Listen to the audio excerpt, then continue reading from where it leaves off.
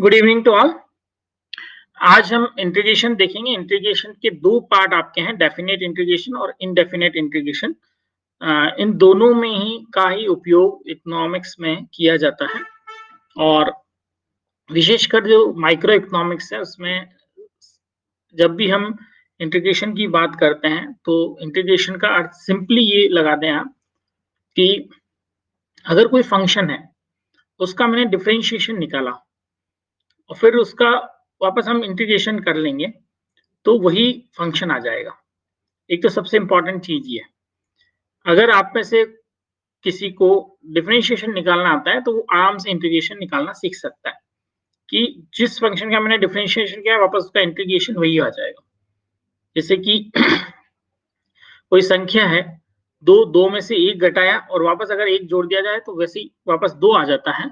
Same उसी प्रकार से इंटीग्रेशन और डिफरेंशिएशन है। इसका इकोनॉमिक्स में हम इंटीग्रेशन का बहुत यूज करते हैं। स्पेशली आप लोगों की मैंने देखा था ग्रुप पर एक क्वेश्चन आप देख शेयर कर रहे थे सभी, कंज्यूमर सरप्लस और प्रोड्यूसर सरप्लस निकालने के लिए। जब इंटीग्रेशन का हम यूज कहाँ करेंगे, क्योंकि हमारे इकोनॉमिक्स में हम देखते हैं कि बहुत सारे कर्व होते हैं। इन कर्व में डेफिनेट इंटीग्रेशन का बहुत ज्यादा उपयोग किया जाता है। इनडेफिनेट इंटीग्रेशन का इतना ज्यादा यूज नहीं। यूज जनरली जो एप्लीकेशन है वो डेफिनेट इंटीग्रेशन की।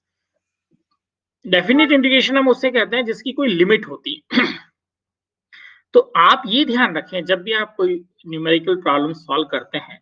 आज मैं पूरा आपको जो लेसन पढ़ाऊंगा वो हमारा मैथमेटिकल इकोनॉमिक्स डॉलिंग की बुक्स हैं, मैग्रो हिल की, उससे मैंने लिया है। सीधा मैं उसकी पीडीएफ से आपको 1 to 1 जो उसके क्वेश्चंस वगैरह हम लोग सॉल्व करेंगे। मैं आपको हिंदी में जस्ट इसलिए बताऊंगा कि आप कुछ लोग हिंदी मीडियम से हैं, उन्हें प्रॉब्लम रहती है इंग्लिश मीडियम की बुक्स पढ़ने की, लेकिन ये स्टैंडर्ड बुक्स हैं और हमें इसी को फॉलो करना चाहिए। तो हम स्टार्ट करते हैं इंटीग्रेशन से और वन बाय वन आप देखें और सिंपल प्रॉब्लम्स हम सॉल्व करेंगे जिसके बेस पर आप टिपिकल प्रॉब्लम्स को समझ सकते हैं कि किस प्रकार से उसे सॉल्व करनी है और उसका हम उपयोग कैसे करेंगे। तो जैसा मैं बता रहा था आपको कि जो भी डायग्राम है उस डायग्राम में ज्यादातर हम इंटीग्रेशन की उपयोग करते हैं, जैसे कि आपका डिमांड कर्व हुआ और सप्लाई कर्व। उसके बेस पर ये निकाला जाता है कि कंज्यूमर सरप्लस कितना होगा। तो उसे किसी एक रेंज में क्वांटिटी की कोई एक रेंज जैसे आपने ले ली, 1 0 से लेकर 4 तक, उस क्वांटिटी तक जब हम इंटीग्रेट करते हैं उसको, तो इंटीग्रेशन क्या देता है आपको, कर्व और इस जो हॉरिजॉन्टल एक्सिस पे आपकी यूनिट है उसके बीच का एरिया पूरा इंटीग्रेशन से आपको पता लगता है। अब अगर आपको कोई पर्टिकुलर प्राइस अगर दी हुई है तो आप उससे उस रेक्टेंगल एरिया को जिसको हम P इंटू क्यू कहते हैं उसे हम उस डिमांड कर्व में से निकाल लेते हैं तो हमें कंज्यूमर सरप्लस हमारे पास आ जाता है। जस्ट ऐसे ही प्रोड्यूसर सरप्लस होगा। प्रोड्यूसर सरप्लस जस्ट ऑपोजिट होगा। क्यों? क्योंकि उस केस के अंदर आप P इंटू क्यू में से डिफरेंशिएट में से लेस करेंगे इंटीग्रेशन को। क्योंकि इंटीग्रेशन आपको कर्व के पार और जो हॉरिजॉन्टल एक्सिस पर जो वैल्यूज दे रखी हैं उसके बीच के एरिया को बताता है और ये डेफिनेट इंटीग्रेशन से हम प्राप्त करते हैं। तो क्या क्या इकोनॉमिक्स में इनकी उपयोग हैं वो सारे ही हम आज देखेंगे। और स्टार्टिंग में मैं केवल आपको ये बताऊंगा कि किस प्रकार से बेसिक इंटीग्रेशन के फॉर्मूला है, बहुत जल्दी हम उससे देखेंगे और उसके बाद सीधे हम एप्लीकेशन पे मूव करेंगे। तो आप सभी इसको एक बार देखें और फिर कुछ प्रॉब्लम होगी तो हम बाद में उसको डिस्कस कर लेते हैं।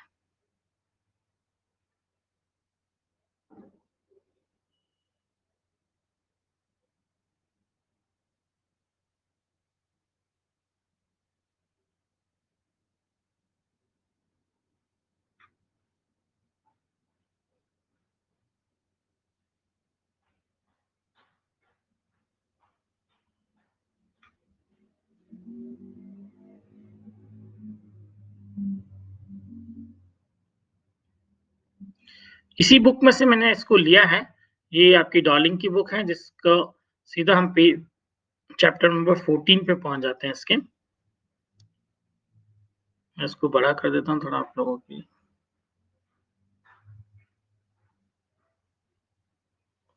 आप लोगों की स्क्रीन पे दिख रही है आराम से? ठीक है। इसके चैप्टर नंबर 14 पर इसने इंटीग्रेशन को दिया है, बहुत ही अच्छे ढंग से एक्सप्लेन किया है, इसलिए मेरी भी इच्छा हो रही थी कि मैं आपको जस्ट इसी की जो प्रॉब्लम्स है उसे हिंदी में थोड़ा सिंप्लीफाई करके बता देता हूँ, ताकि आप लोगों को एक पूरा चैप्टर भी कंप्लीट हो जाएगा आपका, और हमारा जो इकोनॉमिक्स से रिलेटेड जो मैथमेटिकल प्रॉब्लम्स है वो भी आप देख सकते हैं। अगर आप में से कोई चाहता है कि सर मुझे तो इस वक्त पूरा हिंदी में चाहिए, तो वो जैसा मैं बता रहा हूँ उसको एक बार नोट डाउन करता रहे, जिससे कि उसका ये जो ऑब्जेक्टिव है पूरा हो जाएगा। मेरा इसमें पूरा आपको केवल एक्सप्लेन करने का रहेगा, समझाने का रहेगा, और स्पेशली हम डेफिनिट और इंडेफिनिट इंटीग्रल को समझेंगे कि क्या चीज़ है। और आपकी कोई क्वेरीज़ है तो आप उसको नोट करते जाएँ। लास्ट में हम इसको मैं इसको रैप अप कर लूँगा। देखिए, सबसे पहले हम देखते हैं डेफिनिट इंटीग्रेशन को बाद में लेते हैं। ज़्यादातर एप्लीकेशन इसकी हैं, लेकिन एक बार अगर आप इंडेफिनिट इंटीग्रेशन को समझ लेंगे, तो आपके लिए थोड़ी-सी आसानी होगी। उसके हम कुछ फ़ॉर्मूला देख लेते हैं, उसके बाद डेफिनिट इंटीग्रेशन।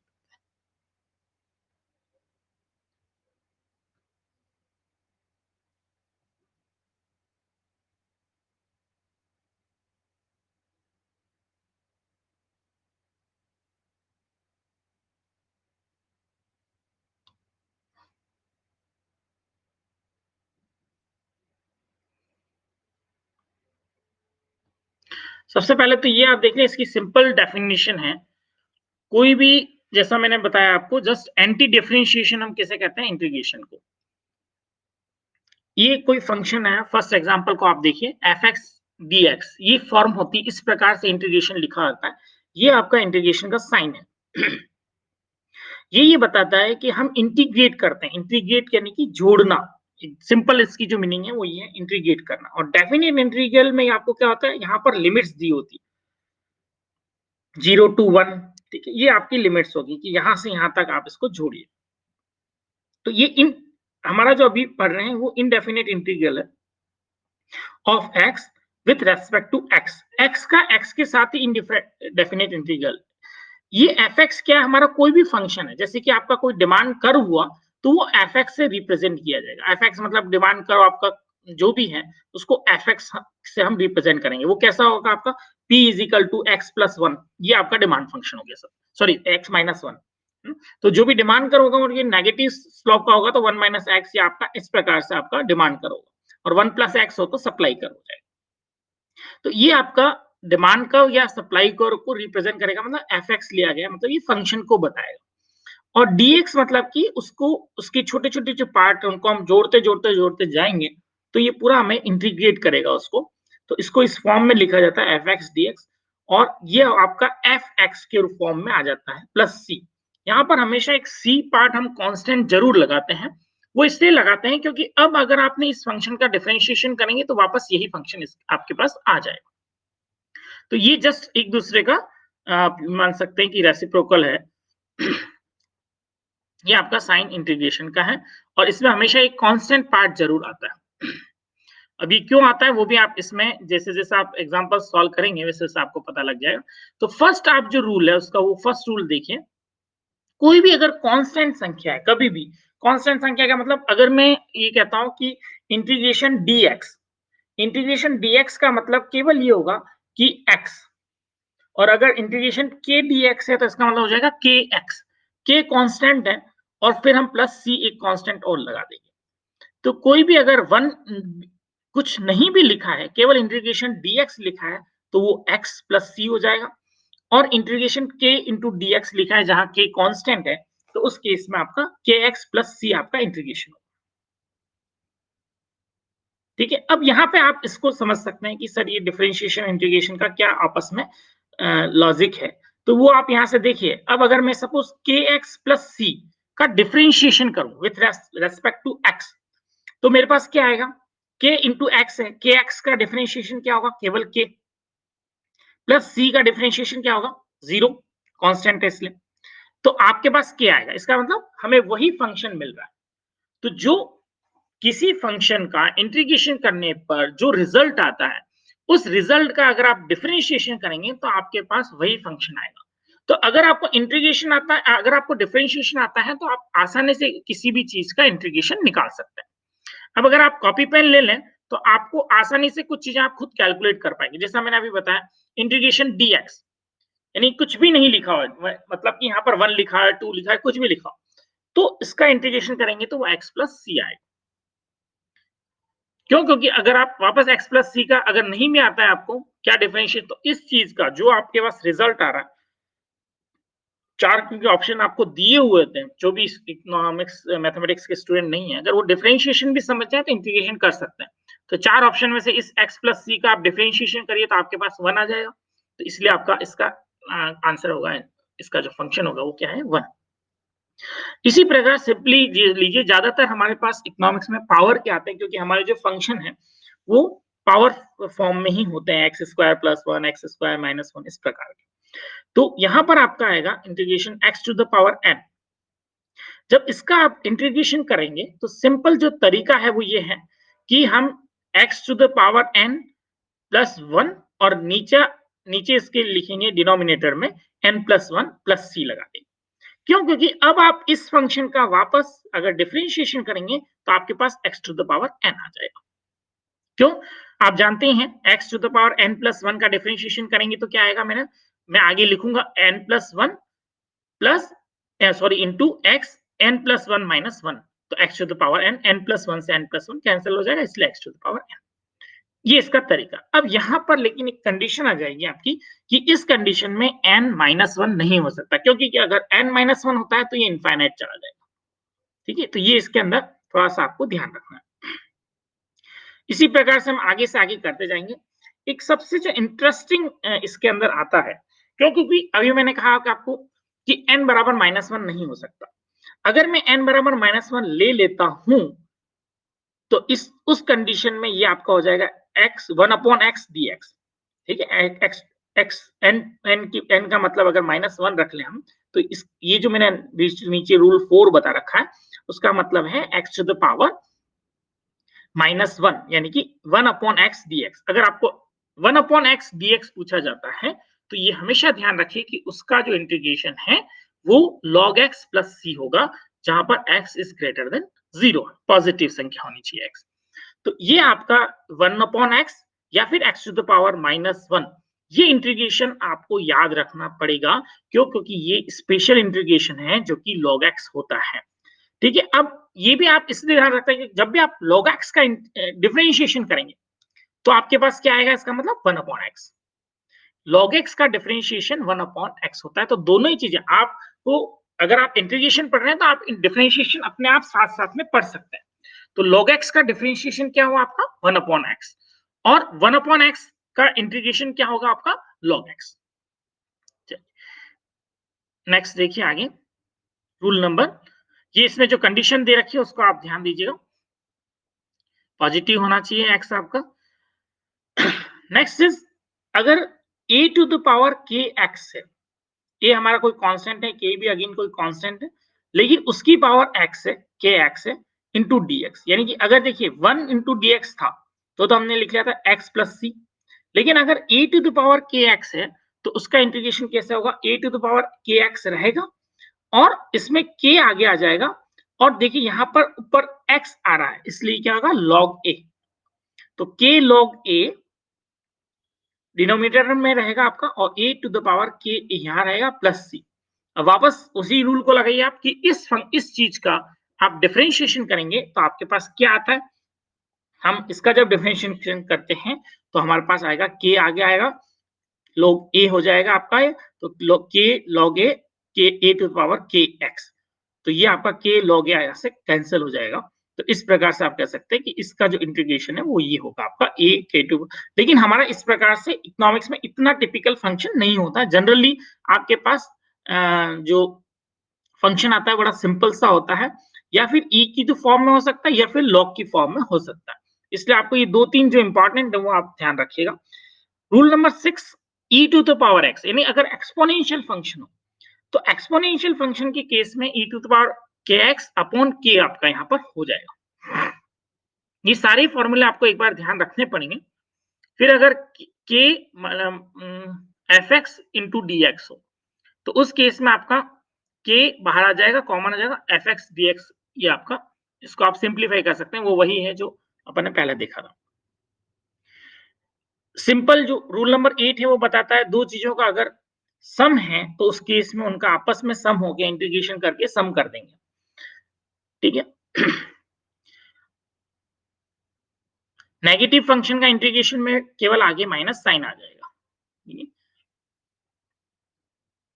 अब एक वन बाय वन आप इन रूल्स के बेस पर जो क्वेश्चंस हैं उनको आप सॉल्व करते जाइए, देखते जाइए। अगर कोई चीज नहीं आ रही है वहीं पे आप मुझे रोक सकते हैं, पूछ सकते हैं।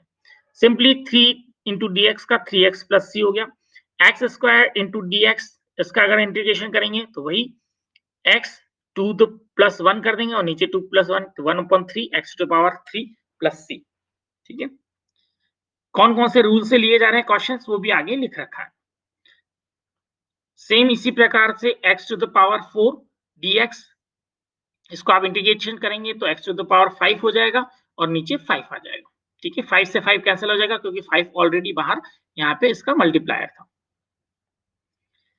अब आप देखिए आगे जो क्वेश्चन दे रखा है आपको 4th नंबर, इस प्रकार के क्वेश्चन आपके पास ज्यादातर पूछे जाते हैं, तो इसलिए इन इन चीजों को आपको थोड़ा सा देख लें अभी, क्योंकि आगे हम इसी प्रकार के सवाल सॉल्व करने वाले हैं।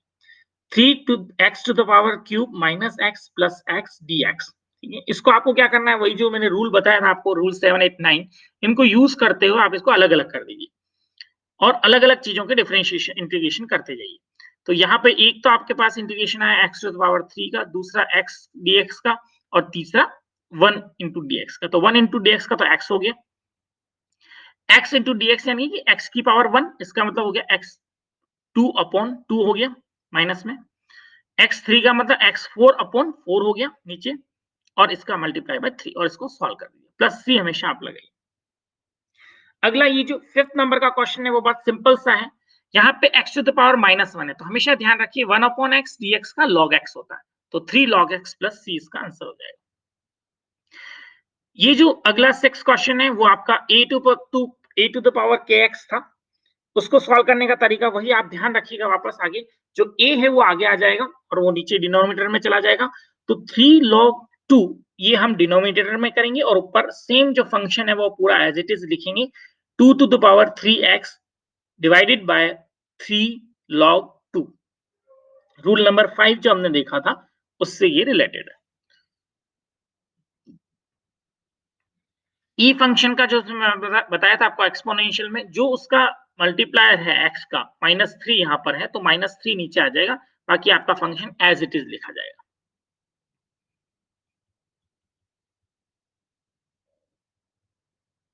आई थिंक आपको बेसिक जो रूल्स हैं वो इंटीग्रेशन के क्लियर हो गए हैं, ठीक है। अब हम इसकी बाउंड्री जो सॉरी डेफिनेट इंटीग्रेशन के ऊपर जाते हैं। ये इनडेफिनेट इंटीग्रेशन है, इससे रिलेटेड हमारी इतनी सारी वो प्रॉब्लम्स नहीं आएगी आपकी, ठीक है। अब इसके अंदर जो कुछ इंपॉर्टेंट मेथड है वो है सब्स्टिट्यूशन मेथड का, इनको आप थोड़ा सा देख लें। जनरल जो मेथड्स हैं उसमें पहला जो रूल है वो उसको आप देखें एक बार, इंटीग्रेशन बाय सब्स्टिट्यूशन। देखिए यहाँ क्या है, 12x to the power 2 multiply by x to the power 3 plus 2 into dx दे रखा है। तो यहाँ आपको क्या करना पड़ेगा, सब्स्टिट्यूट करना पड़ेगा, कोई चीज आपको माननी पड़ेगी, इमेजिन करनी पड़ेगी इस प्रकार के फंक्शन में, और फिर उसके बेस पर आपको आपका इसका डिफरेंशिएशन निकालना पड़ेगा, ठीक है। तो इसको हम सीधा एग्जांपल से देखते हैं कि किस प्रकार से हम इसको सब्स्टिट्यूट करेंगे, किस चीज को क्या मानेंगे, ताकि इसको हम सिंप्लीफाई कर सकें और कैसे करेंगे। इसको करने के लिए आपने मान लिया, यहां देखिए let u is equal to x to the power 3 plus 2, और जब आप ये मान लेंगे तो आपको क्या करना है, इधर du बाई dx निकाल लीजिए। du बाई dx का मतलब क्या होता है, du बाई dx का मतलब होता है डिफरेंशिएशन, ठीक है। तो आपने एक इमेजिन किया कि u is equal to x to the power 3 plus 2 है। अब ये मैंने क्यों इमेजिन किया, उसके पीछे भी लॉजिक है यहाँ पर। क्यों, क्योंकि मुझे पता है इसका मैं du बाई dx करूंगा तो मेरा क्या हो जाएगा, 3 आगे आ जाएगा, 3x टू द पावर 2 हो जाएगा और प्लस 0, तो 3x टू द पावर 2 ये मेरा क्या आ जाता है, du बाई dx, ठीक है।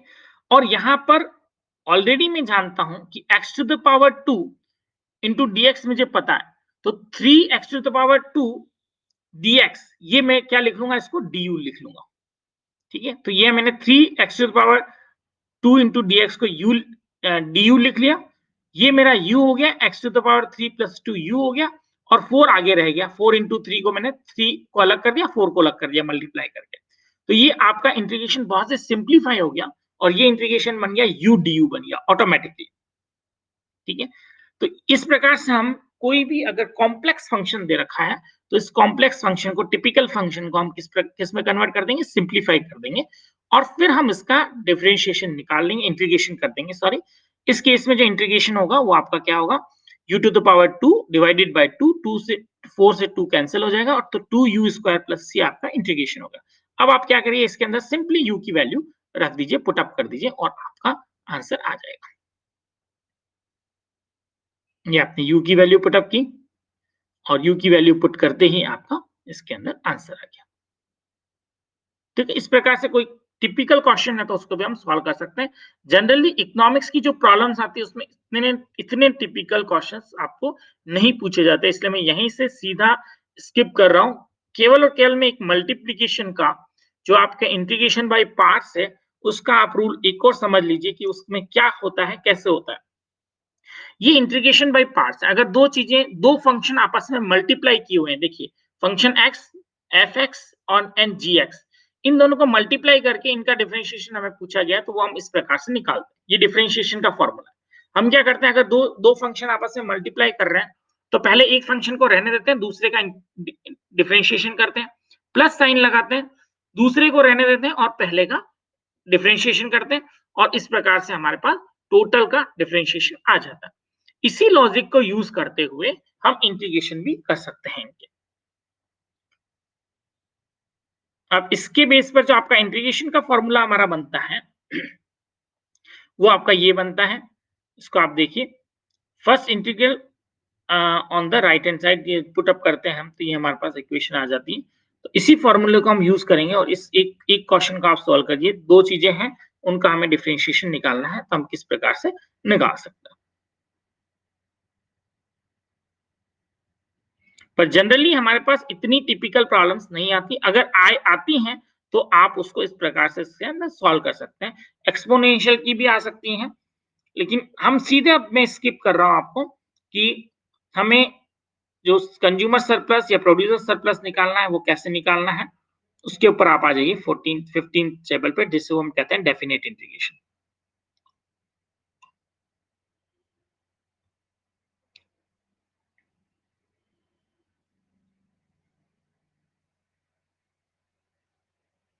ये आ गया आपका डेफिनेट इंटीग्रेशन। यहां से हमारा एप्लीकेशन बेस शुरू हो जाती है।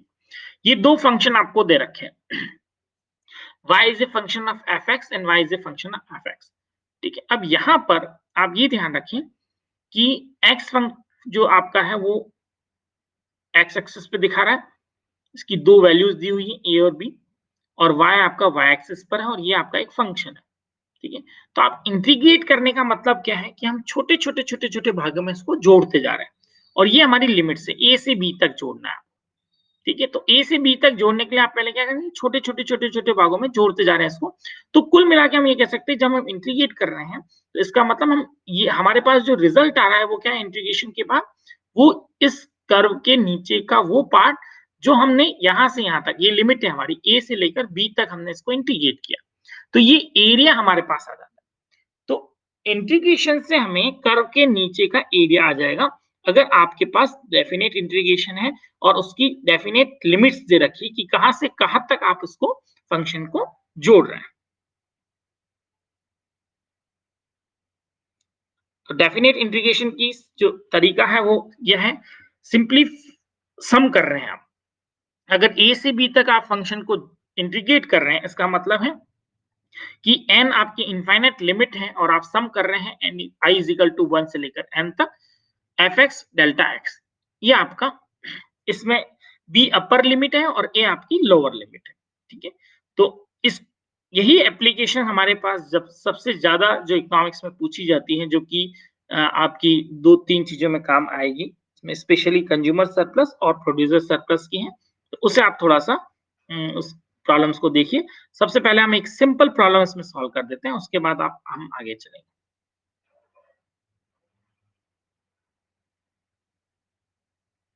हैं, तो आप देखिए सिंपली आप आ जाइए क्वेश्चन नंबर 1 के ऊपर, ठीक है? 1 एंड 2 जो 2 दे रखे हैं, आप इसको चाहे तो साथ-साथ में सॉल्व कर सकते हैं। यहाँ पे जो तरीका होता है वो क्या है? tan x into dx limit आपको दे रखी है 1 to 4। तो इसमें हम क्या करते हैं, सबसे पहले तो आप इंटीग्रेशन निकाल लीजिए। तो tan x का आप इंटीग्रेशन निकालेंगे तो x का ही निकालना है, हमें tan तो मल्टीप्लाई करना ही है उसके साथ। x का इंटीग्रेशन क्या हो जाएगा? x dx का इंटीग्रेशन करेंगे तो x स्क्वायर अपॉन 2 होगा, ठीक है? तो नीचे जो 2 है डिनोमिनेटर में, उससे हम tan को क्रॉस कर देंगे तो हमारे पास 5 बचेगा। तो 5x स्क्वायर, लेकिन उसकी लिमिट क्या होती है? 1 to 4 तक।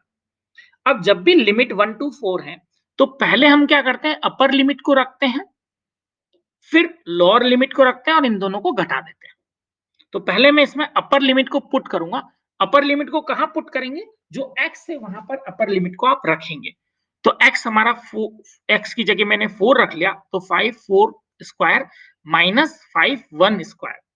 तो ये तरीका आपका होता है कि पहले अपर लिमिट की वैल्यू रखिए, x जो भी अपर लिमिट दे रखी है, आपको यहाँ पर 4 दे रखा है तो 4 हम रखेंगे x की जगह पर, और फिर माइनस करेंगे और फिर लोअर लिमिट रखेंगे। ये इस प्रकार से आप एरिया निकाल रहे हैं, ठीक है?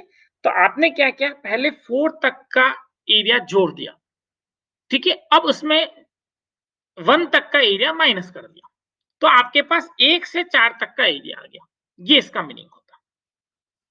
इसी प्रकार से जैसे यहाँ पे 1 2 3 है, तो आप सेम यही लॉजिक लगाएंगे अलग-अलग और उसको पूरा सॉल्व करेंगे, ठीक है? आप चाहें तो यहाँ से इसको देख सकते हैं और इसी प्रॉब्लम को आप सॉल्व भी कर सकते हैं।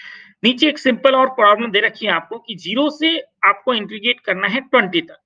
अब आई थिंक आप लोगों को समझ में आ रहा होगा ये क्या है? जो फंक्शन है x/2 dx, ये कोई भी जो भी फंक्शन है x/2 dx, उसको हम 0 से 20 तक इंटीग्रेट कर रहे हैं। इसका मतलब कि हम 0 से लेके 20 तक x की वैल्यू 0 से लेकर 20, ये जो भी वैल्यूज आपको दी जाती हैं वो x की वैल्यूज है। x की वैल्यू 0 से लेकर 20 तक आप इस कर्व के नीचे का एरिया कैलकुलेट कर रहे हैं, उसे कहा जाता है इंटीग्रेशन।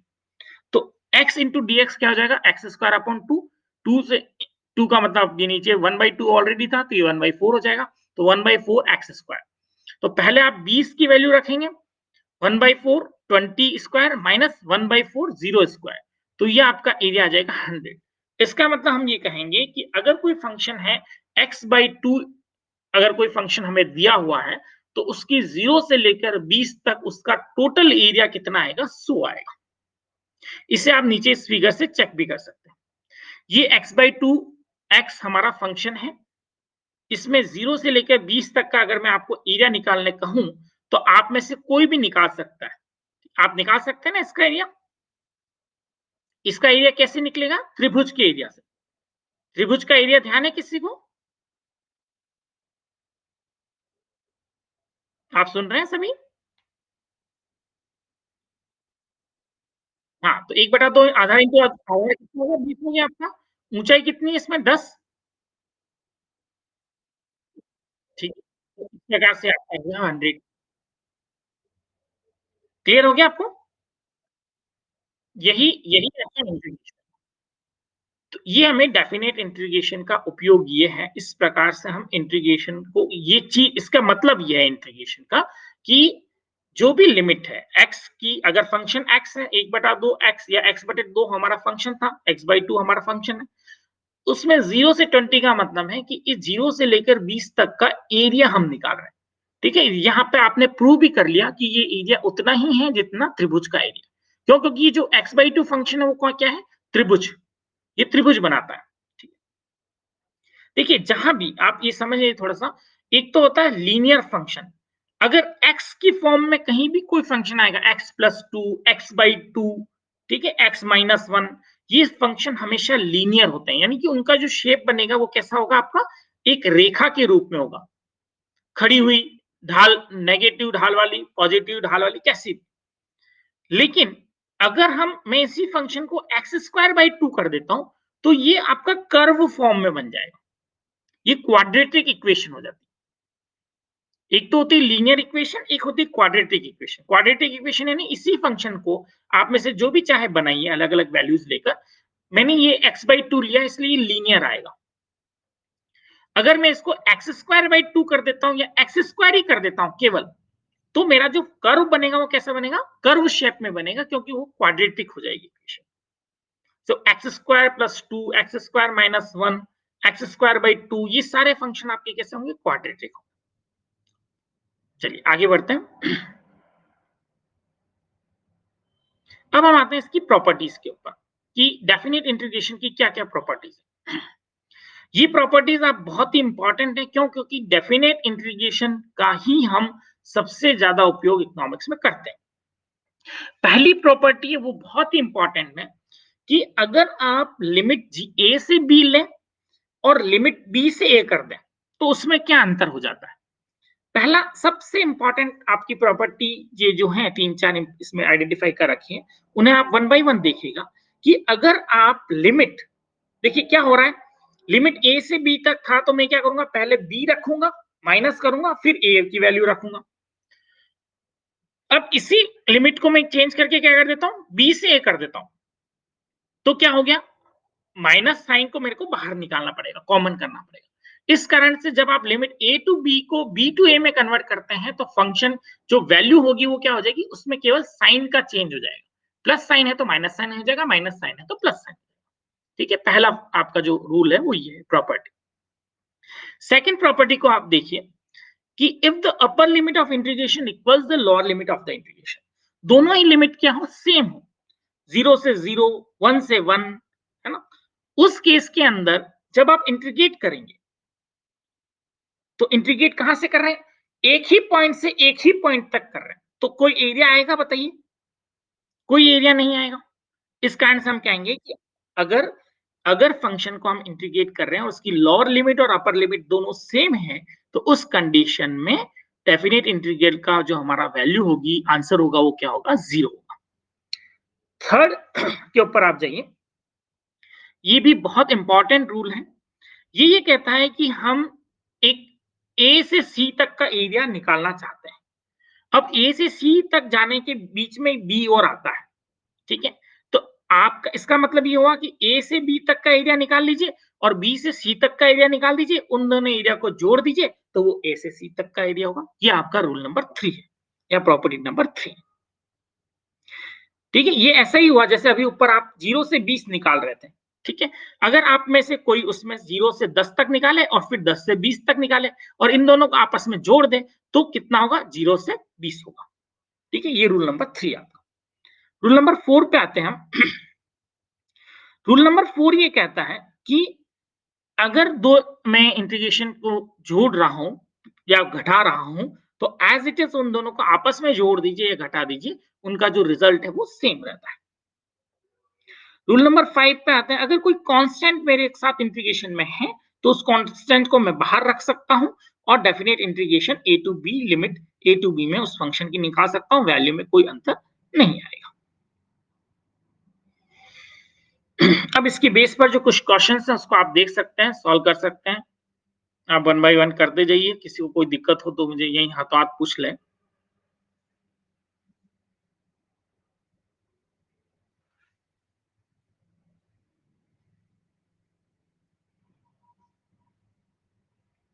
आप इनको सॉल्व करिए अपने उससे, कॉपी पेन से आराम से, जैसे कि आज ये चैप्टर यहीं कंप्लीट हो जाएगा, आपको इसमें ज्यादा फिर दिमाग लगाने की जरूरत नहीं।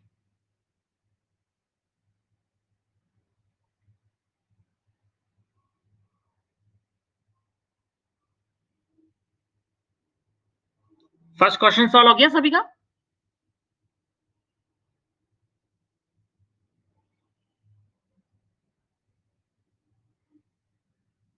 इसमें जस्ट ये बताया गया है, आप चेक कर रहे हैं, वैसे चेक करने की आवश्यकता है नहीं आपको। 1 to 3 है और 3 to 1 है तो आपस में क्या हो जाएगा, अगर उसकी वैल्यू 1 to 3 40 आ रही है तो 3 to 1 की क्या आएगी, -40। इस प्रकार के सिंपल क्वेश्चंस भी आ सकते हैं कभी, तो ये आप ध्यान रखिएगा कि अगर हम लिमिट्स को इंटरचेंज करते हैं तो वैल्यू केवल माइनस हो जाती है। ठीक है, अब यहाँ पे सेकंड क्वेश्चन भी बड़ा सिंपल सा है, उसमें कोई लिमिट्स है ही नहीं, सेम लिमिट्स हैं, तो एरिया क्या आएगा आपका, 0 आएगा, क्योंकि इंटीग्रेशन किसको बताता है, एरिया को बताता है। अगला क्वेश्चन भी सेम है, 0 से 4 है, तो मैंने 0 से 3 निकाल दिया, 3 से 4 निकाल दिया, तो दोनों का आंसर क्या आएगा मेरा? उन दोनों को मैं अगर ऐड कर लूँगा, तो मेरा क्या आ जाएगा? 0 से 4 आ जाएगा। सपोज़ 0 से 4 की वैल्यू 48 आ रही है, तो 0 से 3 27 आ रही है, तो 3 से 4 कितना आएगा? ऑटोमैटिकली 21 आएगा, अपने आप ही आएगा, आपको निकालने की भी ज़रूरत नहीं है उसको। तो ऐसा भी आप ये भी प्रॉपर्टीज़ ध्यान रखना बहुत ज़रूरी है, क्योंकि प्रॉपर्टीज़ अगर हमें ध्यान होती, तो हम मैथमेटिक्स में क्वेश्चन्स को बहुत आसानी से ईज़िली सॉल्व कर लेते हैं, हमें ज़्यादा टाइम नहीं लगता। हमें निकालने की आवश्यकता ही नहीं पड़ती। अब एक अगली क्वेश्चंस को आप थोड़ा और सॉल्व करिएगा। ये 2 कर्व दे रखे हैं, जैसा मैंने आपको बताया था ना अभी, अगर मैं स्क्वायर फॉर्म में किसी को ले लेता हूँ, फंक्शन को, एक सेकंड, कौन-सा? आराम से, तो जल्दी। 48।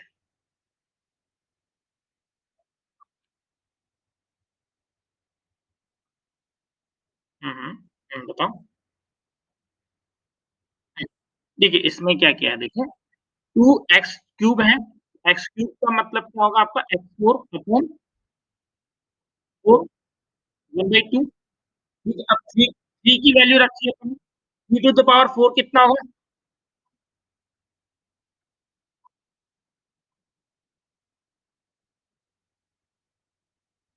हुँ?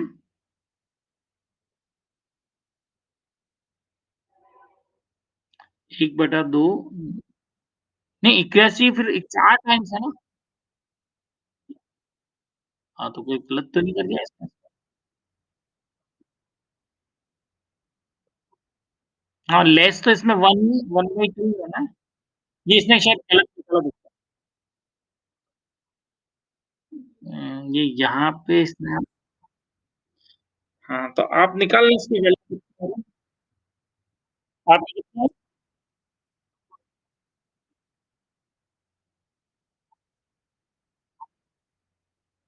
हुँ, ठीक।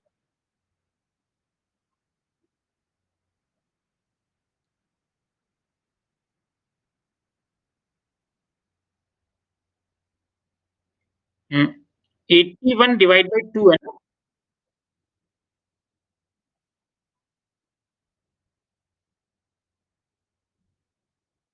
ये आएगा 40.5। बस तो उसमें से आधा घटा दिया तो 40 हो गया ना? हुँ? ये आपका जो 3 टू द पावर 4 है, 81 आया, उसको 2 से डिवाइड किया तो 40.5, इसमें से आधा जाएगा ना, मतलब इधर का आधा है ना, 1/2, आधा मतलब 0.5 है, आधे का मतलब ही 0.5 है, तो 40 हो गया। मैंने कहा यार तुम क्रॉस आउटलाइन में गलती निकाल दोगे तो मज़ा आ जाएगा।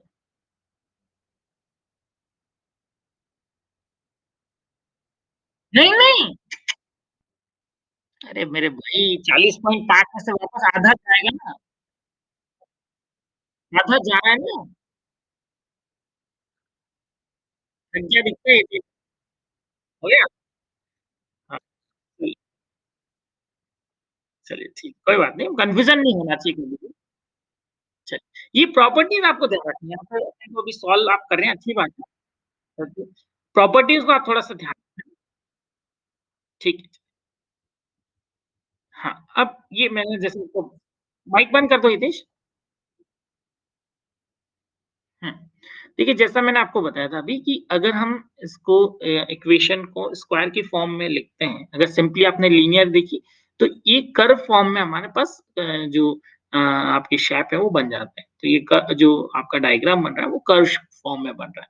यहाँ पर ये कह रहा है कि आप एरिया निकालिए, है ना? एरिया कैसे निकालें कि भई आप, तो जब भी आपको एरिया निकालने के लिए कहें, देखिए आप इसको फॉर्म जो आपकी इक्वेशन है ना, वो उसको ध्यान रखिए। फंक्शन किस फॉर्म में? यहाँ पर फंक्शन x है। ये 3x square minus 6x plus 8 का मतलब मैं fx लिखता हूँ इसको। ठीक है? यही चीज़ अगर y में होती तो ये fy लिखता है इसको। ठीक है? तो पहले तो आप ये ध्यान रखिएगा आपके फंक्शन किस चीज़ के अंदर है। जिस चीज़ में फंक्शन और लिमिट उसी एक्सिस की होनी चाहिए। अगर ये फंक्शन x का है मेरा, तो मैं लिमिट भी x में ही ले रहा हूँ 0 से 2 तक। ये दोनों फंक्शन आपको दे रखे हैं और इन दोनों फंक्शन में आपसे पूछा गया है कि आप इसके बीच का एरिया निकालिए। अब आप जब भी आप इसको निकालेंगे एरिया, तो देखिए जब आप y1 के लिए एरिया निकाल रहे हैं, ऊपर y1 है और नीचे y2 है। जब आप y1 का एरिया निकालेंगे तो y1 का एरिया क्या होगा वो मैं बताता हूँ आपको। यहाँ 0 से लेकर 2 तक का वो एरिया जो कि इस y1 के नीचे-नीचे का है ये पूरा, ठीक है?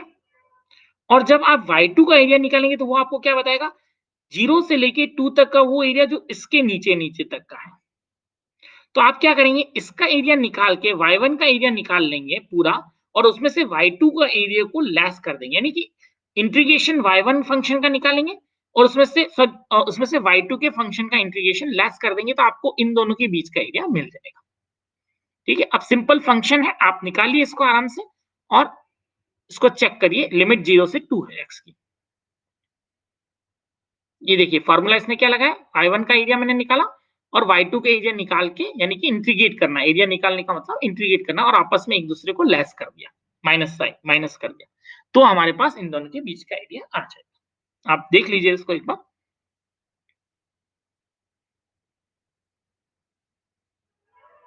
तो इंटीग्रेशन की जो यूज है वो यही है कि आपको कोई भी कर्व शेप में या लाइन दी हुई है, उसमें एक्सिस के ऊपर आप उसका एरिया निकाल सकते हैं, उसको चेक कर सकते हैं कि भाई ये एरिया कितना होना चाहिए।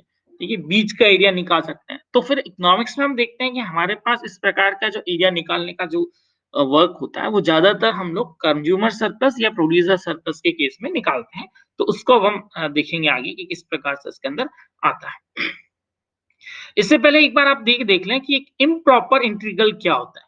ठीक है, इम्प्रॉपर इंटीग्रल का मतलब है कि कभी भी आपकी लिमिट्स अगर इनफाइनाइट तक या माइनस इनफाइनाइट से बी तक इस प्रकार की हो, तो उसे हम कहते हैं इम्प्रॉपर आपका इंटीग्रल, यानी कि ये प्रॉपर इंटीग्रल नहीं होता है। ठीक है, तो उसको हम किस में कन्वर्ट कर देते हैं, उसको हम लिमिट फॉर्म में कन्वर्ट कर सकते हैं। लिमिट फॉर्म कैसे कर रहे हैं देखिए, 0 टू a fx dx है, तो मैं इसको क्या कर रहा हूं कि b को मैं क्या कर रहा हूं, b in tends to infinite बोलते हैं इसको, लिमिट b की टेंस टू इनफाइनाइट करके मैंने a से b तक इंटीग्रेशन कर दिया इसका, a से b fx dx कर दिया। इसी प्रकार से minus infinite to b fx dx है, तो उस केस में मैं क्या कर रहा हूं, यहां पर a लिख रहा हूं इसको, a tends to minus infinite limit a to b fx dx।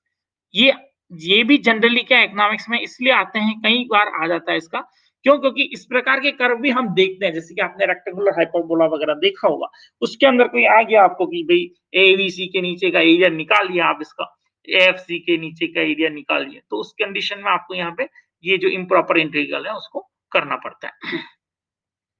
तो इसका भी हम देखेंगे एक बार एग्जांपल से किस प्रकार से इस केस में हम इंटीग्रेशन निकालते हैं। तो ये आपका इम्प्रॉपर इंटीग्रेशन हुआ। तो सिंपली आप क्या करेंगे उस केस में, लिमिट रख देंगे। जो भी इनफाइनाइट पे जा रहा है उसको आप लिमिट इनफाइनाइट दे देंगे। तो b tends to infinite 1 to b 3 upon x square dx। 3 upon x square dx कितना हो जाएगा, minus 3 upon x. 1 to b आपके लिमिट, 1 टू b में आप लिखते जाइए इसकी वैल्यू, एक बार तो b आ गया इधर और एक बार 1 आ गया, ये आपका आया माइनस 3 बाई बी प्लस 3। ठीक है, यहाँ पे सिंपली अब b को मैं इनफाइनाइट अब लिखूंगा तो ये मेरा ऑटोमेटिकली 0 हो जाएगा, तो 3 इसका आंसर क्या आ रहा है, 3। इसका मतलब इसका एरिया कितना है आपका, 3। तो ये आपका जो इम्प्रॉपर इंटीग्रल है वो तब यूज आएगा जब आपका कर्व इस प्रकार से हो कि वो एक्सिस को टच नहीं करे, तो हम उसको टेंस टू इनफाइनाइट यानी लिमिट टू इनफाइनाइट में कन्वर्ट कर देंगे उसको, और फिर इसका इंटीग्रेशन इसका जो इंटीग्रेशन है वो करके उसका आंसर निकाल देंगे।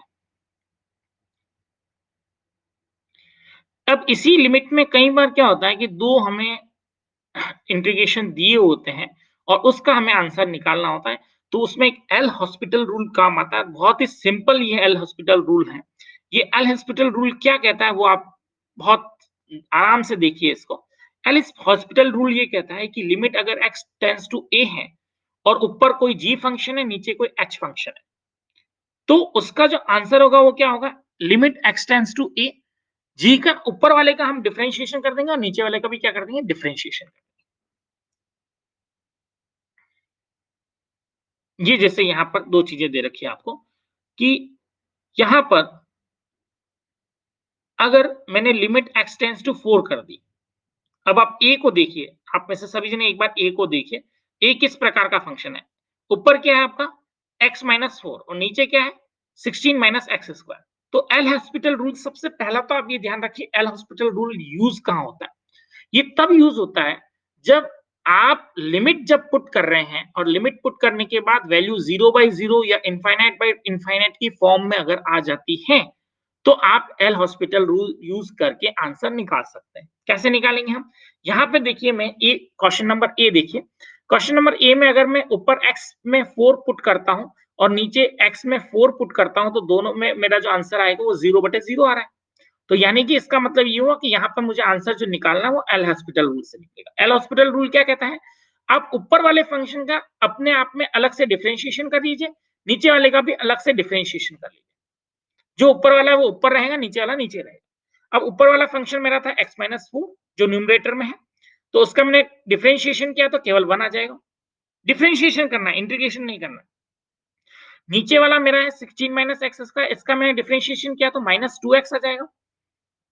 और अब लिमिट x टू द 4 आप वैल्यू रख लीजिए, तो माइनस 1/8 आपका इसका आंसर आ जाएगा। यानी कि लिमिट x टू द 4 अगर मुझे इस ये फंक्शन की निकालनी है जिसमें ये 0/0 या इनफाइनाइट हो रही है, तो उसको निकालने का तरीका सिंपल है कि हम दोनों ही भागों का न्यूमरेटर और डिनोमिनेटर का आपस में डिफरेंशिएशन निकाल लेंगे और फिर जो लिमिट वैल्यू है उसे पुट कर देंगे और हमारा आंसर आ जाएगा। चलिए, अब हम आते हैं मुद्दे की बात के ऊपर। मुद्दे की बात आपकी ये है कि आपको कंज्यूमर सरप्लस या फिर प्रोड्यूसर सरप्लस निकालना है। ठीक है, आप सब चूंकि इकोनॉमिक्स से हैं, सभी जानते हैं कंज्यूमर सरप्लस क्या चीज होती है, तो प्रोड्यूसर सरप्लस क्या चीज होती है, तो मैं उसके ज्यादा उसमें नहीं जाऊंगा। मैं जस्ट आपको यहाँ पे ये बताना चाह रहा हूँ कि आपको कैसे निकालना है, इसमें जो डिफरेंस आता है वो किस चीज का आता है। देखिए, कंज्यूमर सरप्लस किस चीज का होता है? डिमांड कर्व का। प्रोड्यूसर सरप्लस किस चीज पे निकलेगा? सप्लाई। तो कंज्यूमर सरप्लस जब हम डिमांड कर्व के ऊपर निकालेंगे, डिमांड कर्व नेगेटिवली स्लॉप होता है, तो आप कर्व को एक बार देखिए, ये रहा, ये आपका डिमांड कर्व है, ये आपका सप्लाई कर्व है। बी में सप्लाई कर दिया है, ए में डिमांड कर दिया। ये कंज्यूमर सरप्लस का पार्ट होगा आपका। जब मैं इसको इंटीग्रेट करूंगा 0 से क्यू 0 तक, तो मेरे पास ये पूरा एरिया आ जाता है। जहां पे मैं कर्सर जा रहा है वो पूरा एरिया में इंटीग्रेट करता हूं, यानी इंटीग्रेशन ये चीज देता है मुझे। लेकिन मुझे निकालना है कंज्यूमर सरप्लस, यानी कि मुझे केवल ये वाला पार्ट चाहिए। तो मैं क्या करूंगा, इसके अंदर से इस पूरे एरिया में से मैं P0 Q0 एरिया ये निकाल लूंगा, जो कि मेरा रेक्टेंगल का एरिया है। तो मेरे पास कंज्यूमर सरप्लस बचेगा। यानी हम क्या करेंगे, जब भी हमें कंज्यूमर सरप्लस निकालना है तो याद रखिए, आप जो भी फंक्शन है उसकी जो लिमिट्स दे रखी है, उस लिमिट के अंदर आप क्या करेंगे, सबसे पहले उसका इंटीग्रेशन करेंगे। इंटीग्रेशन करके जो हमारी वैल्यू आ रही है, वैल्यू P0 इंटू Q0, इस वैल्यू को लेस कर देंगे तो आपके पास कंज्यूमर सरप्लस है। जस्ट इसी ढंग से जस्ट इसका ऑपोजिट आपको प्रोड्यूसर सरप्लस निकालने में करना पड़ेगा। प्रोड्यूसर सरप्लस में क्योंकि जब मैं इंटीग्रेशन कर रहा हूं तो मेरे पास ये एरिया आता है जो मैं कर्सर मेरा घूम रहा है। अब आपको क्या करना पड़ेगा, जब आपको प्रोड्यूसर सरप्लस करना है तो आपको पहले P0 इंटू Q0 में से इस एरिया को, यानी कि जो इंटीग्रेट किया हुआ एरिया, उसको निकालना पड़ेगा, तब जाके आपके पास ये एरिया आएगा जिसे हम कहते हैं प्रोड्यूसर। तो यही दो मोटी बातें आपको ध्यान रखनी होती है कि प्रोड्यूसर सरप्लस और कंज्यूमर सरप्लस कैसे निकालना है। ये यहाँ पर इसको फॉर्मूला के रूप में दिया हुआ है कि इंटीग्रेशन में से P0 Q0 माइनस करिए कंज्यूमर सरप्लस के लिए, और P0 Q0 में से आप इंटीग्रेशन की वैल्यूज जो है उसको माइनस करिए, लेस करिए, तो आपके पास में प्रोड्यूसर सरप्लस आ जाएगा। और कुछ चीजें हम देखेंगे जिसमें प्रोड्यूसर सरप्लस और कंज्यूमर सरप्लस आपस में भी क्या है, ये वन बाय वन एक एक प्रॉब्लम सॉल्व की हुई है आपके सामने, आप इसको करते जाइए और कोई भी चीज नहीं आए तो मुझे पूछते जाइए। इससे फर्स्ट प्रॉब्लम को आप सॉल्व करिए। यहाँ पर P0 की वैल्यू 6 दी हुई है, P फंक्शन आपका Q की फॉर्म में दिया हुआ है, ठीक है। तो सबसे पहले तो आप इसमें क्या लिखेंगे, Q की वैल्यू क्या है, क्योंकि आपको Q0 निकालना पड़ेगा। Q0 नेगेटिव नहीं हो सकता, ये हमेशा ध्यान रखिए, क्वांटिटी कभी नेगेटिव नहीं होती इकोनॉमिक्स में, मैथमेटिक्स नहीं है ये। उस केस में आपके पास Q0 4 आ रहा है, यानी P0 इंटू Q0 आपके पास कितना आएगा, 24। तो 24 आपको इंटीग्रेशन वाली वैल्यूज जो आएगी, इंटीग्रेशन वाले पार्ट में से 24 लेस करना पड़ेगा, तो जो वैल्यू आएगी वो आपके पास आएगी कंज्यूमर सरप्लस।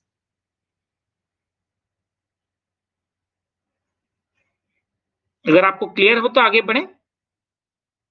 कोई सॉल्व कर रहा है तो मैं रुका हुआ हूँ।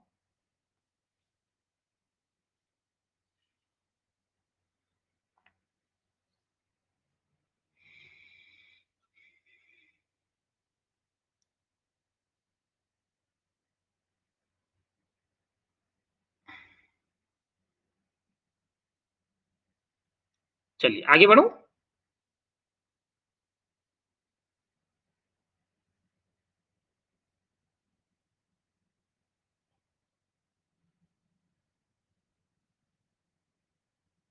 अब हम सीधे इसकी प्रॉब्लम्स के ऊपर आ जाते हैं, आप इसकी प्रॉब्लम सॉल्व करिए।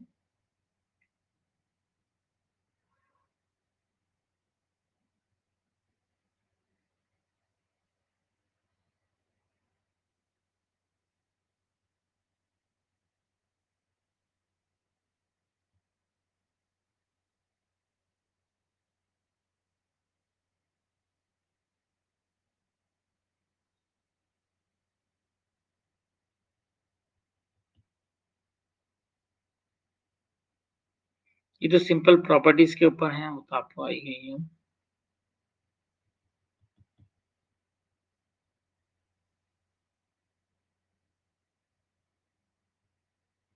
यहाँ से आप प्रॉब्लम सॉल्व करिए थोड़ी सी।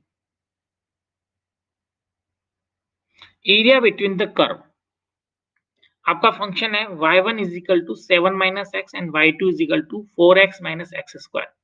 x इज इक्वल टू 4 से लेकर x इज इक्वल टू 1 से लेकर x इज इक्वल टू 4 तक का एरिया निकालिए। ठीक है, पहला क्वेश्चन ये, आप चाहें तो इसको लिख लीजिए। Evaluate the area between the curve over the stated interval आपका है 1 टू 4 तक। ठीक है, 1 टू 4 तक मुझे एरिया निकालना है। तो ये जो कर्व बन रहे हैं वो इस प्रकार के कर्व बन रहे हैं।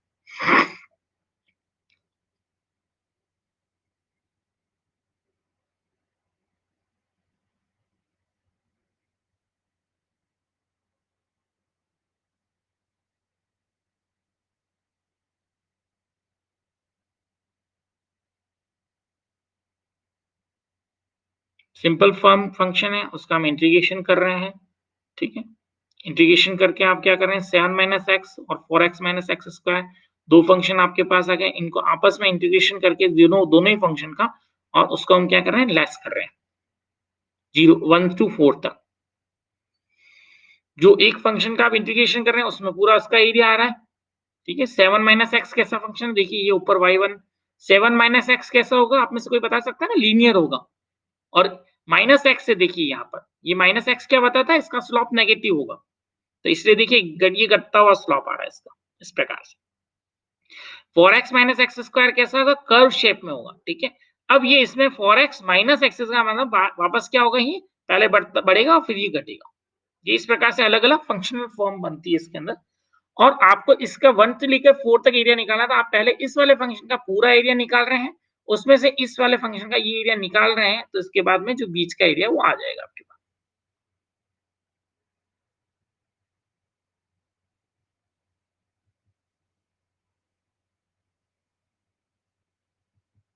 तो ऐसी कोई भी प्रॉब्लम आपके पास एरिया निकालने की आ सकती है। आपको ध्यान ये रखना है उसको हमें सॉल्व कैसे करनी है, किसमें से किसको निकालना है, आप क्या कर रहे हैं वो आपको ध्यान होना चाहिए। ये अलग अलग कर्व्स और भी हैं। एल हॉस्पिटल रूल का मैं इतना भी यूज नहीं करना है हमें।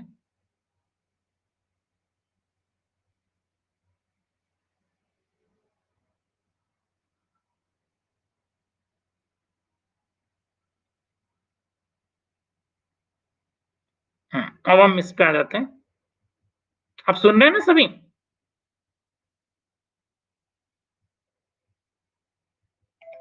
हितेश, बंद हो गया?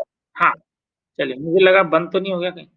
हाँ, अब आप ये कंज्यूमर सरप्लस का एक-एक प्रॉब्लम निकालते जाइए, सॉल्व करते जाइए। किसी को कोई प्रॉब्लम हो तो हाथों-हाथ मुझसे पूछ सकता है, क्योंकि ये सॉल्व्ड है सारी प्रॉब्लम, इसलिए कोई दिक्कत नहीं है किसी को भी। इससे जस्ट आपके लिए प्रैक्टिस सेट है केवल। फर्स्ट में आपको क्या करना है, P is equal to 45 minus 0.5 Q है। Find the consumer surplus when P is equal to 32.5 and Q is equal to 25। ठीक है, 32.5 और 25 का मल्टीप्लाई करके लेस कर देंगे, और फिर इंटीग्रेशन वाला जो पार्ट है वो उसमें से निकाल लेंगे। तो इंटीग्रेशन आपको किसका करना है, 45 माइनस 5 Q का, इसका इंटीग्रेशन आपने किया। 45 माइनस 5q का इंटीग्रेशन क्या आएगा, q स्क्वायर बटे 2 आएगा, ठीक है। और 2 ये भी बटे 2 है ऑलरेडी, तो बटे 4 हो जाएगा आपका, ठीक है। और फिर आपने इसको माइनस 32.5 माइनस 25 आप इसमें से कर देंगे और फिर वैल्यूज पुट कर देंगे 0 टू 25 वाली, ठीक है। तो 0 टू 25 वाली वैल्यूज पहले करनी है आपको, इंटीग्रेशन आप इस वाले पार्ट का नहीं करें, ये तो बाद में लेस करना है आपको, इसको आप बाद में करिए, पहले इंटीग्रेशन वाला पार्ट कर लीजिए। केवल 25 की वैल्यू रखनी, 0 की रखने की आवश्यकता नहीं है, तो आपके पास कंज्यूमर सरप्लस आ जाएगा। इसमें कई बार इस प्रकार की भी प्रॉब्लम आ सकती है कि आपको कर्व दिया हुआ है, ठीक है। कर्व देने के बाद आपको डिमांड कर्व, सप्लाई कर्व दे रखा है, तो आपको पी और पी खुद निकालना पड़ेगा। पी आप कहाँ निकालेंगे, जहां पर दोनों इक्वेशन बराबर होती है, demand is equal to supply, D is equal to S करके आप पी की वैल्यू निकाल लेंगे, ठीक है। और क्यू उसी के ऊपर निकाल लीजिए फिर आप, और फिर उसके बाद में आपको ये भी पूछ सकते हैं कि टोटल कंज्यूमर सरप्लस और प्रोड्यूसर सरप्लस टोटल कितना हो रहा है, ठीक है। अब आप में से कोई बता सकता है मुझे कि total of consumer surplus and producer surplus क्या होता है, किस चीज को हम कहते हैं? आपको मैंने बताया था, मेरी क्लास में आप लोगों को बताया गया था कि कंज्यूमर सरप्लस और प्रोड्यूसर सरप्लस का टोटल क्या चीज होती है, याद आ रही है किसी को? हम्म? क्यों? क्योंकि कई बार वो टर्मिनोलॉजी पूछी जा सकती है कि फाइंड आउट दिस। मैं अभी नाम नहीं ले रहा हूं आपको, क्योंकि मैंने एक क्लास में आप लोगों को बताया था ये कि कंज्यूमर सरप्लस और प्रोड्यूसर सरप्लस का टोटल क्या होता है, हैं? ये मैं इसलिए ले रहा हूँ क्योंकि अभी मैं आपको बता चुका हूँ।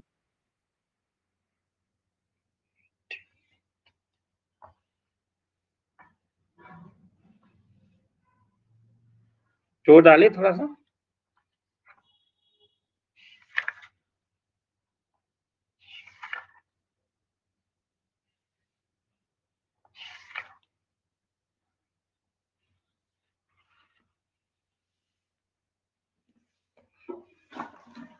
सॉल्व करते जाइए प्रॉब्लम भी साथ साथ में।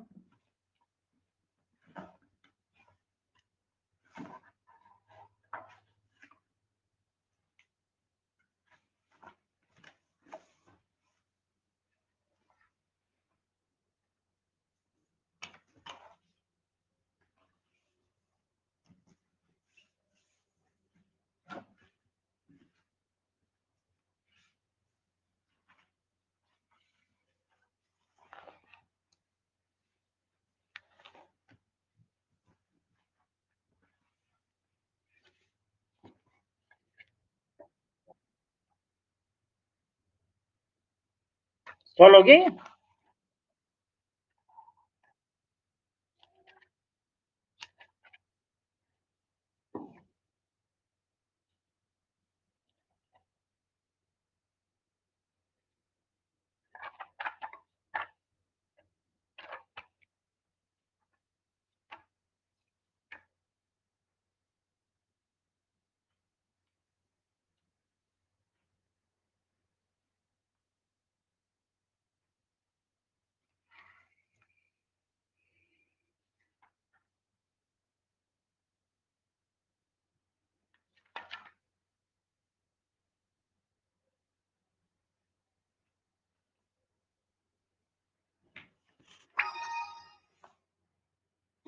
हाँ, देखिए अगर आपको कभी ये पूछा जाए कि आपको कोई डिमांड फंक्शन दे रखा है, सप्लाई फंक्शन दे रखा है, और ये कहा जाए फाइंड आउट द एफिशिएंसी, ठीक है। तो एफिशिएंसी क्या होगी आपकी, कंज्यूमर सरप्लस और प्रोड्यूसर सरप्लस का सम होगी। आप मेरा पहले की क्लास में शायद आप लोगों ने अगर ध्यान दिया होगा, तो ये एक बार टर्मिनोलॉजी मैंने पढ़ाई थी, मैं वापस उसको देख लूंगा किस बुक में थी, उसका मैं आपको स्क्रीनशॉट अभी शेयर कर दूंगा, ठीक है। तो ये आपकी कहलाती है एफिशिएंसी। डायरेक्ट ये नहीं पूछा जाए कि कंज्यूमर सरप्लस निकालिए या प्रोड्यूसर सरप्लस निकालिए, सीधा ये पूछा जा सकता है कि एफिशिएंसी फाइंड आउट कीजिए।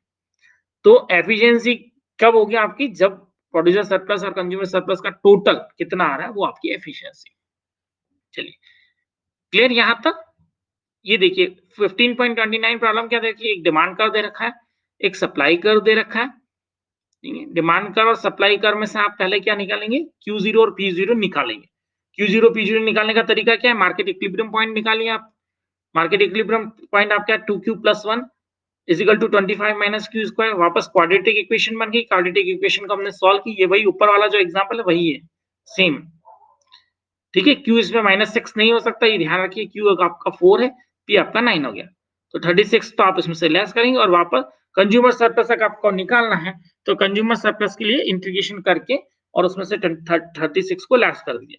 प्रोड्यूसर सरप्लस निकालना है तो 36 में से इंटीग्रेशन को लेस कर दीजिए। ठीक है, अब लेकिन यहां पर देखिए, कंज्यूमर सरप्लस निकालने के लिए मैं कौन से कर्व को यूज कर रहा हूं? कोई बता सकता है? फंक्शन कौन से कर्व का लेंगे कंज्यूमर सरप्लस के लिए? डिमांड कर्व का, ये ध्यान रखिएगा। डिमांड कर्व 25 - Q² है, तो इसका इंटीग्रेशन करना। प्रोड्यूसर सरप्लस के लिए आप इसका ये लेंगे, सप्लाई कर्व 2Q + 1। स्टूडेंट्स जो गलती करते हैं वो यही करते हैं, उनको ये पता नहीं पड़ता किसका इंटीग्रेशन करना है। तो कंज्यूमर प्रोड्यूसर सरप्लस निकल रहा है, वो सप्लाई कर्व के ऊपर निकल रहा है। तो आपको total 9 × 4 minus integration of supply curve करना है। 2Q + 1 का इंटीग्रेशन करना है। 2Q + 1 क्या आएगा? Q²/2, तो Q² + Q, 1 का कितना होता है? Q। तो Q और 4 की वैल्यू आप इसमें रखते जाइए और आपका आंसर आ जाएगा। इसको आप सॉल्व करते जाइए साथ-साथ में किसी को, ताकि क्या कोई भी प्रॉब्लम जैसे अभी हितेश को हुई थी, अगर कोई हो तो आपकी यहीं सॉल्व हो जाएगा।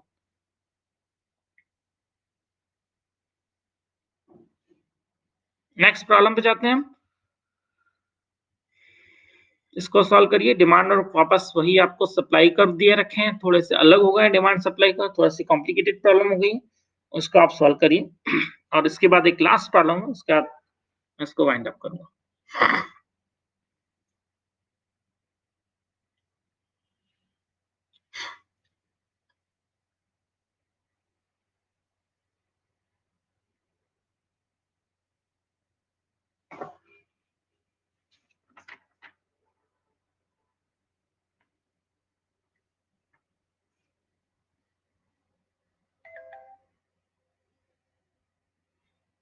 ठीक है, चलिए अब ये लास्ट बहुत इंपॉर्टेंट प्रॉब्लम के ऊपर आ जाते हैं हम।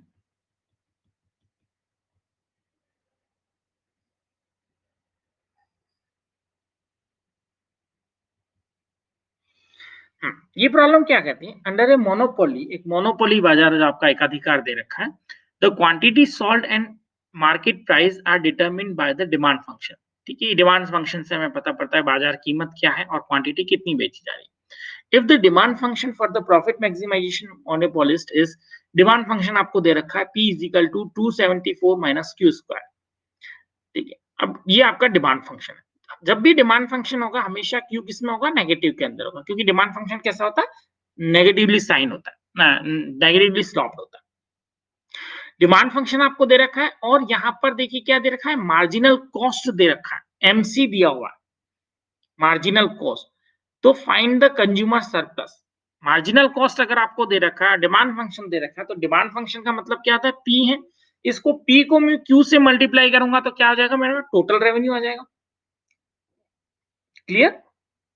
तो सबसे पहले हम टोटल रेवेन्यू निकालेंगे, फिर टोटल रेवेन्यू से हम क्या निकालेंगे? मार्जिनल रेवेन्यू निकालेंगे। मार्जिनल रेवेन्यू क्या होता है? टोटल रेवेन्यू का डिफरेंशिएशन।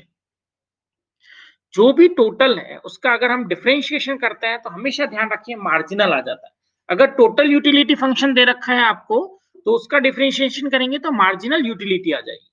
टोटल रेवेन्यू का इंटीग्रेशन डिफरेंशिएशन करेंगे तो मार्जिनल रेवेन्यू आ जाएगा। ये डिफरेंशिएशन है। फिर आप टोटल कॉस्ट का डिफरेंशिएशन करेंगे तो मार्जिनल कॉस्ट आ जाएगी। तो टोटल का डिफरेंशिएशन नोट कर लीजिए, मार्जिनल होता है। तो मैंने सबसे पहले टोटल रेवेन्यू निकाली, इसका डिफरेंशिएशन करें। देखिए 274 क्यू, इसका डिफरेंशिएशन क्या होगा? केवल 274 और minus q to the power cube,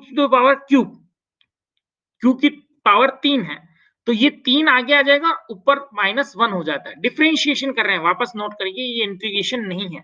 ठीक है, तो ये आपका आ गया -3Q²। अब हम जानते हैं कि मोनोपोलिस का इक्विलिब्रियम कहां होता है? MR = MC पर। MC आपको दिया हुआ है, MR आपने कैलकुलेट कर दिया, इन दोनों को बराबर कर दीजिए, आपकी Q की वैल्यू आ जाएगी। Q की वैल्यू मेरी कितनी आ रही है? यहां पर अगेन ध्यान दीजिए कि हम ये इकोनॉमिक्स पढ़ रहे हैं, इसलिए जब भी आपके पास क्वाड्रेटिक इक्वेशन को सॉल्व करने पर Q की 2 वैल्यूज आती हैं, आप Q की हमेशा पॉजिटिव वैल्यू लेंगे, नेगेटिव नहीं लेंगे। इसलिए मेरी Q की वैल्यू आई है 9। पी की वैल्यू मुझे दी हुई है, मुझे पता है पी की वैल्यू, जैसे मैं क्यू की वैल्यू यहाँ 9 पुट अप करूंगा तो पी की वैल्यू मेरे पास अपने आप आ जाएगी। फंक्शन मेरा p is equal to 274 minus q square है, तो मैंने पी की वैल्यू आ गई 193। पी और क्यू की वैल्यू हमें निकालनी थी, फंक्शन हमें दे ही रखा था डिमांड फंक्शन, तो आप क्या करेंगे, कंज्यूमर सरप्लस यहाँ पे निकाल सकते हैं। ठीक है, ये तो आपकी प्रॉब्लम सॉल्व हो गई। और यहाँ पे आपने जस्ट इसका 0 to 9 करिए। 0 to 9 क्यों कर रहे हैं पता है किसी को?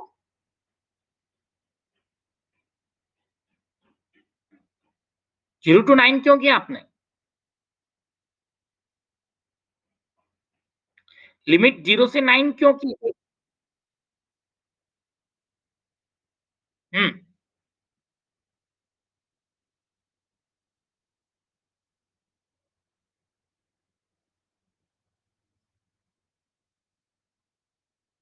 कोई नहीं बता रहा।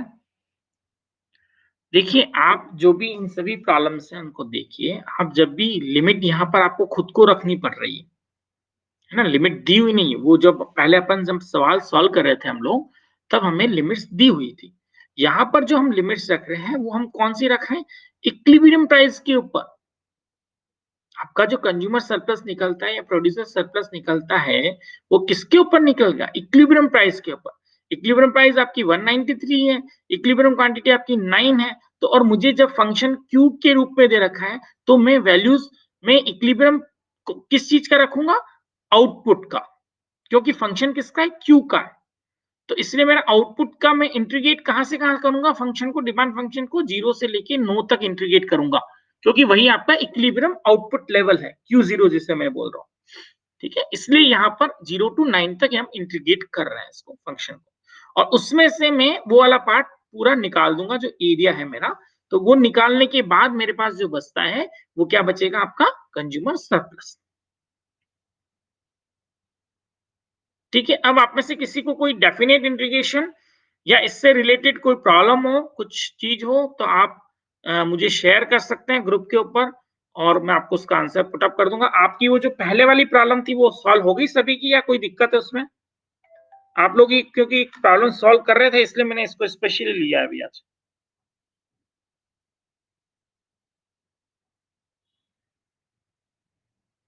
कोई इश्यू है उसमें किसी को?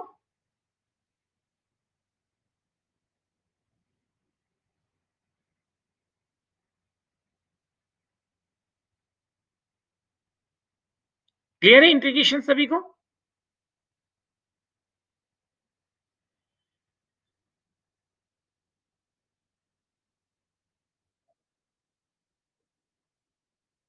देखिए, इसमें दो चार चीजें इंपॉर्टेंट जो है, उसे आप नोट कर लीजिए। एक तो आप ये ध्यान रखिए, जब भी कंज्यूमर सरप्लस निकाल रहे हैं, तो आप डिमांड फंक्शन ही लें, क्योंकि सब प्रॉब्लम जब आपके पास होती है, उसमें सप्लाई भी दिया होता है, डिमांड भी दिया होता है। दूसरा, जब भी आप लिमिट्स रखेंगे, तो आपकी लिमिट इक्विलिब्रियम वाली लिमिट होगी। इक्विलिब्रियम पॉइंट पर जो चीज आके आप डायग्राम बना लीजिए, आप कर क्या रहे हैं, कहाँ किस पॉइंट पे कंज्यूमर सरप्लस होगा। तो पहले तो आपको इक्विलिब्रियम पॉइंट निकाला अपने डिमांड का और सप्लाई का, प्राइस क्या है और इक्विलिब्रियम क्वांटिटी क्या है। तो आप जो एरिया ले रहे हैं, वो कर्व का कहाँ से कहाँ ले रहे हैं। तो आपका फंक्शन, अगर जो डिमांड फंक्शन है वो पी की फॉर्म में, p is equal to q something कुछ है, तो आपको लिमिट भी क्यू की ही लेनी पड़ेगी। क्यू 0 से लेके क्यू 9 तक हम यहाँ पर ले रहे हैं। तो ये चीजें आपको खुद को इसमें करनी पड़ेगी, लगानी पड़ेगी कि हमें क्या चीज है, कहाँ एरिया निकालना है। तो एरिया जो आप निकालते हैं, वो उस कर्व का उस इस लिमिट्स के अंदर होता है। यहाँ पर आप ये कई बार गलती जो कर देते हैं, वो आपका यहाँ पे आप जो लिमिट ले लेते हैं, वो कई बार पी की लिमिट ले लेते हैं। जबकि प्राइस की लिमिट नहीं, प्राइस की लिमिट लेते ही कर्व ऊपर यूँ जाने लग जाएगा। इसको आपको इस प्रकार से आगे की तरफ ले जाना है। एक्स एक्सिस पर आपका जो फंक्शन है वो एक्स की फॉर्म में है, तो आप जो एरिया निकाल रहे हैं वो एक्स एक्सिस की जो लिमिट्स हैं उसको लीजिए, तो आपके पास पूरा उस फंक्शन का एरिया आ जाएगा। ठीक है, और कंज्यूमर और प्रोड्यूसर में क्या चीज ध्यान रखनी है? प्रोड्यूसर में पहले पी और क्यू जीरो लेना है, उसके बाद इंटीग्रेशन वाले पार्ट को सप्लाई करके इंटीग्रेशन वाले पार्ट को लेस करना है। कंज्यूमर सरप्लस के अंदर क्या करना है हमें, कि उसको बाद में लेस करना है, क्योंकि जब हम एरिया निकालेंगे तो पूरा हमारे पास आ जाएगा। डिमांड कर चूंकि नेगेटिवली स्लॉट होता है, ठीक है? तो इसलिए जब आप एरिया निकालेंगे तो पूरा एरिया आपके पास आ जाएगा, उसमें से P0 Q0 माइनस कर दीजिए, लेस कर दीजिए, तो कंज्यूमर सरप्लस आ जाएगा। आई थिंक क्लियर है आपको सभी को? तो इससे रिलेटेड और भी कोई प्रॉब्लम्स हैं तो आप इसमें ग्रुप में शेयर करिए, अगर कोई टिपिकल प्रॉब्लम है तो हम कोशिश करेंगे उसको सॉल्व करने की। हुँ, हुँ,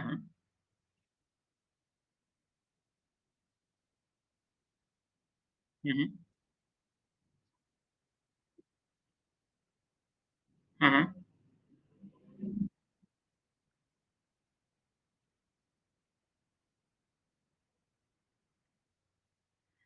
हुँ, हुँ, हुँ। देखिए, आप जो बात कर रहे हैं वो है कि फर्स्ट जो हमारी कंडीशन होगी, आप किसका इंटीग्रेशन कर रहे हैं? क्या करना चाह रहे हैं? आप जो बात कर रहे होंगे आई थिंक वो मैक्सिमाइज़ेशन की होगी ना? कॉस्ट मिनिमाइज़ेशन या प्रॉफिट मैक्सिमाइज़ेशन? हुँ, हुँ। चलिए मैं उसकी प्रॉब्लम भी आपको बता दूँगा, सॉल्व कर लेंगे हम उसमें। देखिए, जब भी आप प्रॉफिट मैक्सिमाइज़ेशन या कॉस्ट मिनिमाइज़ेशन की बात करते हैं, ये मिनिमाइज़ेशन, मैक्सिमाइज़ेशन कब है, इस टॉपिक को भी मैं ले लूँगा क्योंकि इस इन सभी टॉपिक्स को पढ़ाने में मुझे ज़्यादा दिक्कत नहीं है, मेरे पास पीडीएफ है इसकी पूरी, आप देखते जाइए, अपन सॉल्व करते जाएँगे। बहुत सारी प्रॉब्लम्स हम सॉल्व कर सकते हैं, जितनी चाहे उतनी। यहाँ पे आपको क्या करना था मैक्सिमाइज़ेशन, मिनिमाइज़ेशन के केस में कि कोई भी मैक्सिमा या मिनिमा हमें निकालना तो पहले तो आपको प्रॉफिट लेना पड़ेगा। प्रॉफिट क्या होता है? Total revenue minus total cost. तो सबसे पहले आप टोटल रेवेन्यू निकालिए, उसमें से टोटल कॉस्ट लेस कर दीजिए, वो आपका प्रॉफिट हो गया। अब इस प्रॉफिट का फर्स्ट डिफरेंशिएशन जो करते हैं, वो 0 होना चाहिए, ठीक है? तो फर्स्ट डिफरेंशिएशन क्या होगा आपका टीआर माइनस टीसी का अगर मैंने फर्स्ट डिफरेंशिएशन किया, तो एमआर माइनस एमसी हो गया। और फर्स्ट कंडीशन क्या कहती है? ये 0 होना चाहिए, इसलिए हम कहते हैं कि MR is equal to MC. Clear?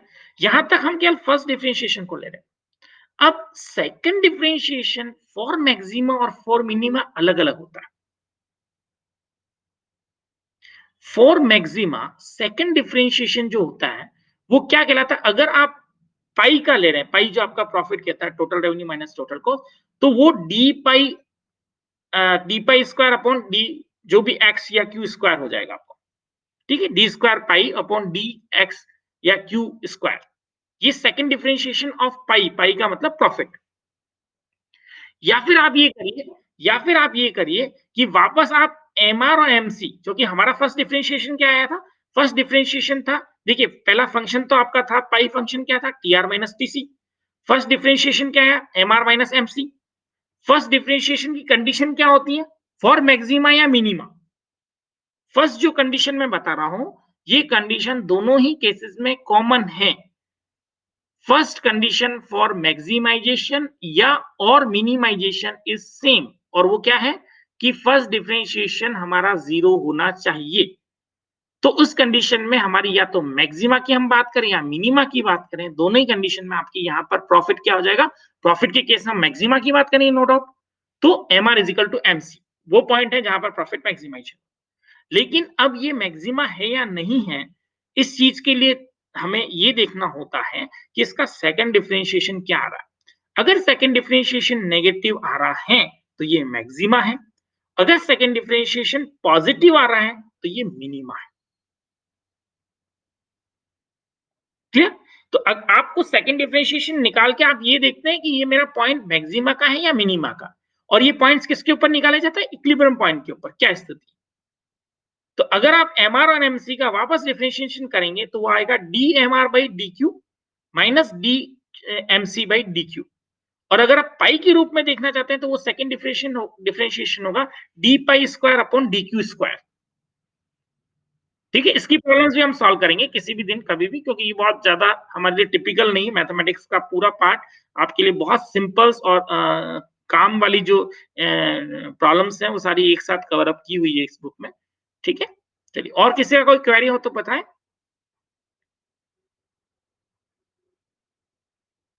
Okay चलिए, ओके थैंक यू आज के लिए काफ़ी है। Thank you.